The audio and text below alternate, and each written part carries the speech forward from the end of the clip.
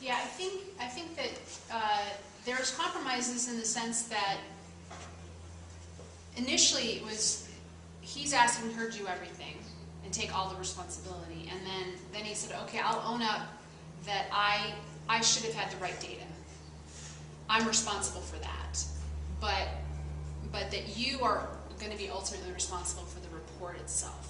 And she agreed to that, because when she started, she was saying, this is your problem, this is your report, you drafted it.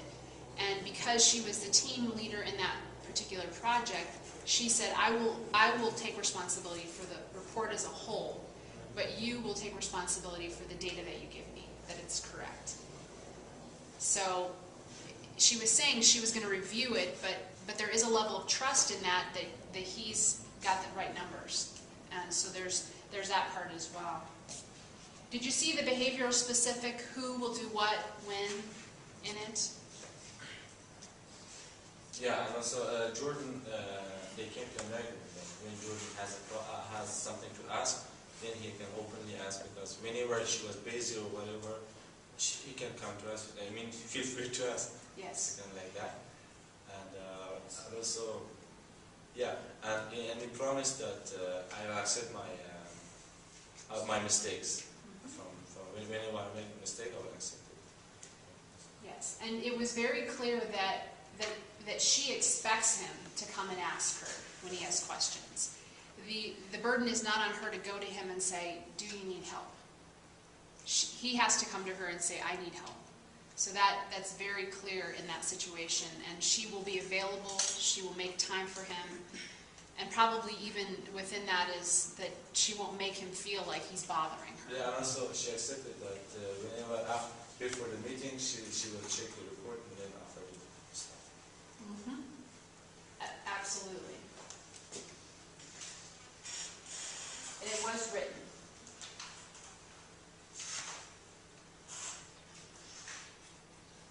So in terms of the follow-up meeting, it's usually one meeting. It could be one or more, depending on what you decide as the manager.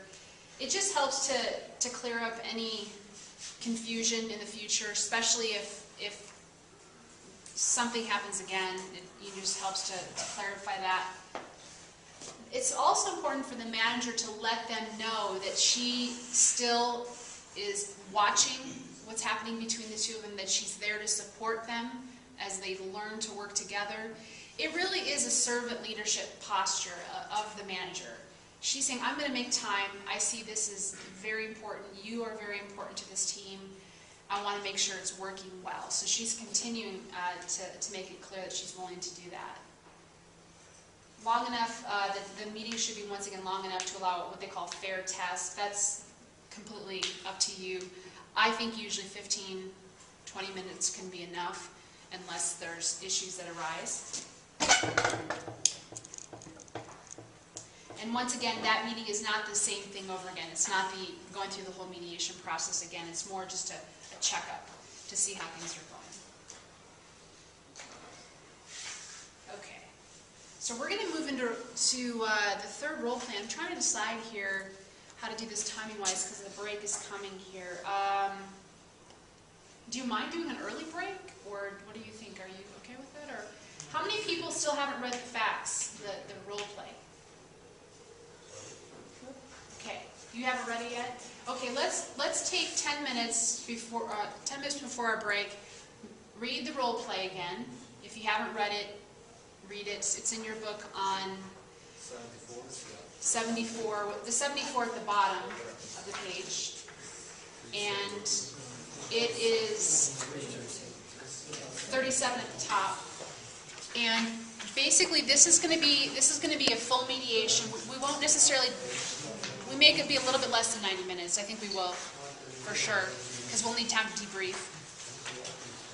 It's the Patients Are Us role play. Feel free to jot down notes. There is a.